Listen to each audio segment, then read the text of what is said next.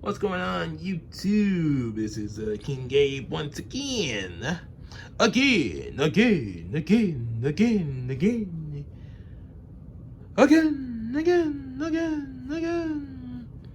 Today we got Soundwave. And I know what you're thinking. Okay, I'll stop. Okay. You're probably thinking, okay, wait, Gabe, didn't you just do a Soundwave review? Well, yes, I did. Apparently that Soundwave I did transformed into a boombox. This one actually is a lot more G1 show accurate to where he changed into a handheld cassette player, as you can see. Yep. So, yep, and as you can see on the back, it's got pretty good little back. As you can see, some of the weapons for his robot mode have been attached back in here.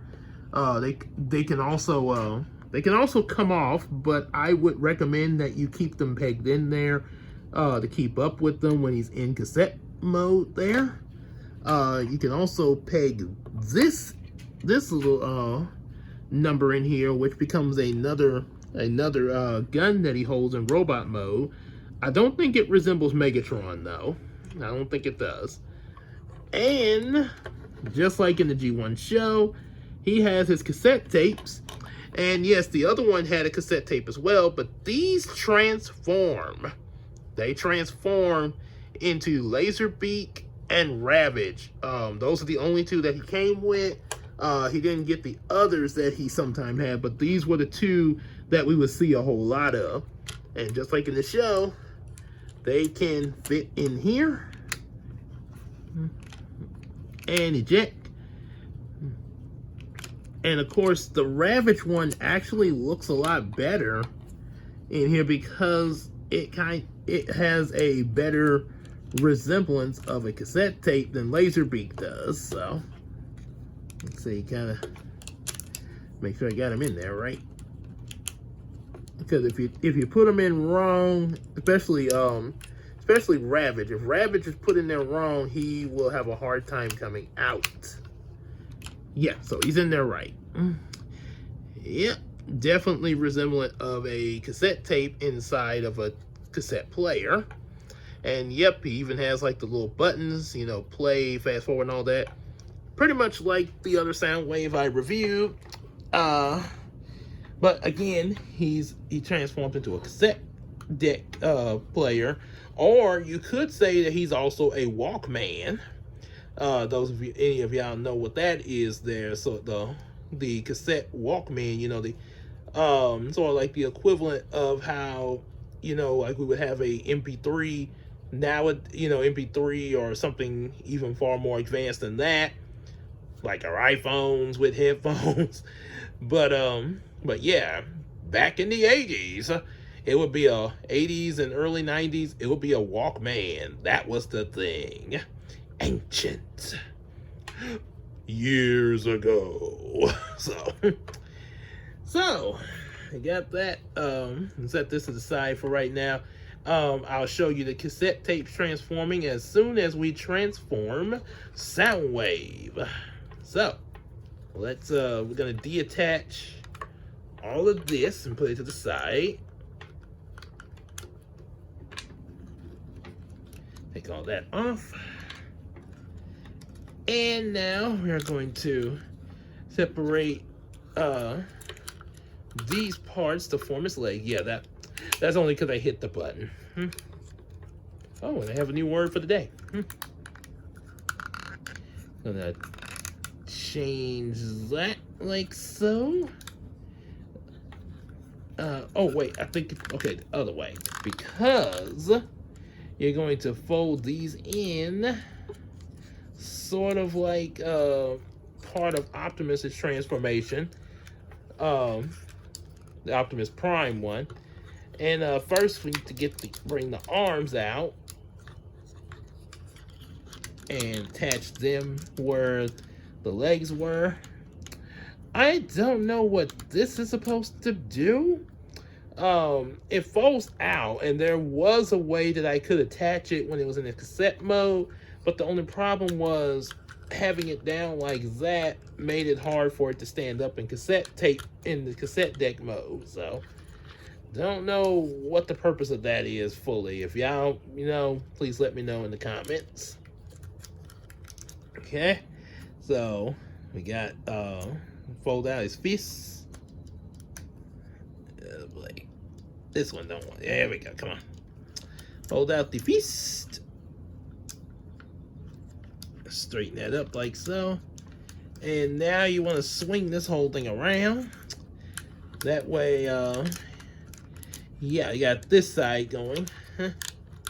And now for that head. This time, this is the major difference. They actually put the whole head in one piece where it could be tucked away under here, so I don't have to keep deattaching the head like the other one. Yes. And his eyes even light up a little bit there. Yep. So, oh, and then one other thing, as far as his robot mode feet, you gotta get the feet out there. Let's see. Oh, I think it's supposed to. I think it opens up right there. Yeah, there we go. So you bring out his robot mode feet, fold that in, close it back. Let's do the same with the other. Flip it out, fold in, tuck in, and yeah, there you have him. Make sure you keep his fists out there. Robot mode, Soundwave. Yes, he can still eject his tape cassette even in robot mode. He did, which we know he did that quite a bit in G1. Here's what his weapons and stuff come into place. You can either attach this one. This one sort of brings, oh, the other way. Sorry. Cooperate. Yeah, you can bring that out sort of like this action, sort of like a, I guess a drill or something like that. And then he can also, he can hold this one in his hand if you want. Like if you want him to have all his weapons at once. But it probably would look, this one particular actually would look better on his shoulder more so. I think these are interchangeable cannons that you can, but he usually would have, he was usually known, come on camera, clear up, to have this one in the show quite a bit there. Yeah, so yeah, he was known to have this one in the show quite a bit, and it would attach like so. Yeah, that's, yeah, he would have that one a lot. So, but he still can wield his other weapons. He can wield that one here if you just want that. And also, as for his other weapon, it's folded out like that. And you put it in his hand like so. Easy peasy. And there he is, all decked out. And now for something that the other Soundwave figure couldn't do. Ravage. And laser beak. Eject. So, to transform his tape cassettes into what you saw on the show, for Laserbeak, you spread these out to become his wings. Fold these down to become his feet. And let's see, gotta bring his head up. Bring his little head out. I kind of gotta put you. There we go. Okay. Yep, there we go. Bring his head out. And you can also bring this piece all the way around for an authentic look. And there you have Laserbeak. Pretty small, even pretty small, but that's understandable because, like I said, they have to fit in his cassette deck. So, yep, it makes a lot of sense. And we have now Ravage. Now, Ravage, I will give them credit for what they did give us, what I'm about to show you. Well, let's transform them first, and then I'll let you know. Okay, so let's see. First, yeah, want to get his little panther legs out here. And no, he's not Black Panther. Yeah, well, okay, he is a Black Panther, but not the one from Marvel. Not the one from the MCU, though. Okay, so, got all that going. And this is what you want to do with... Okay, you want to bring his... Okay, these are his back legs. Okay. So, before you bring the front legs into place, you want to lift that up to bring out his head. Put that back. And then bring these around, and there you're gonna have Ravage there. Yep. And as Christina critiqued on this one, yes, she took a look at how he looked here, and the first thing that she said was, this does not quite look like the slim body he would have in the G1 show. Yeah, in the G1 show, he had a slim, trim body, but yeah, apparently it's probably kind of hard to make something like that with a figure this small. At least that's what I think. So, yeah, that was the first thing Christina noticed when I transformed this one after when I first brought him home and everything. She was like, that don't look... He's like, isn't Rabbit supposed to be slim and stuff? Yep. And another little fact about Ravage is he actually was a cameo in Beast Wars. Apparently, as Optimus Primal explained, he was a Decepticon, like Soundwave, and had been rebuilt as a Predacon.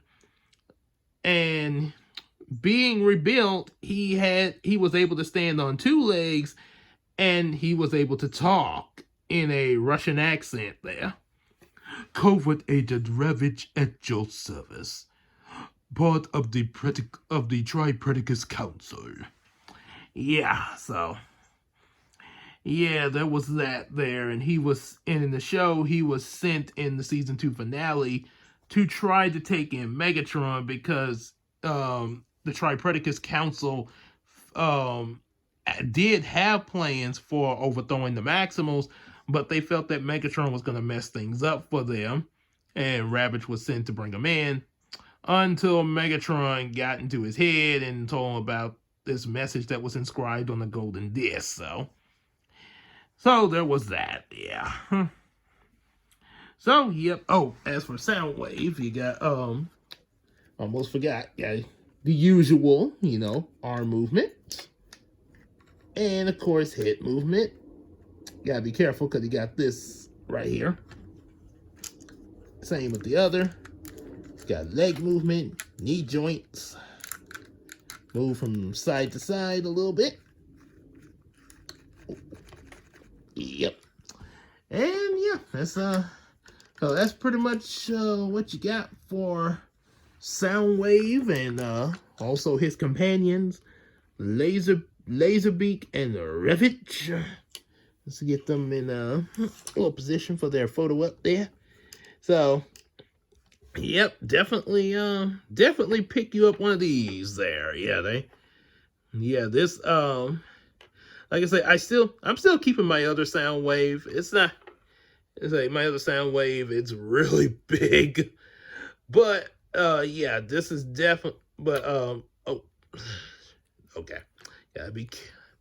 But in terms of collecting actual G1 show accuracy, this is this would be pretty good to pick up here. This particular Soundwave is a lot more show accurate and actually has his mane cassette companions here.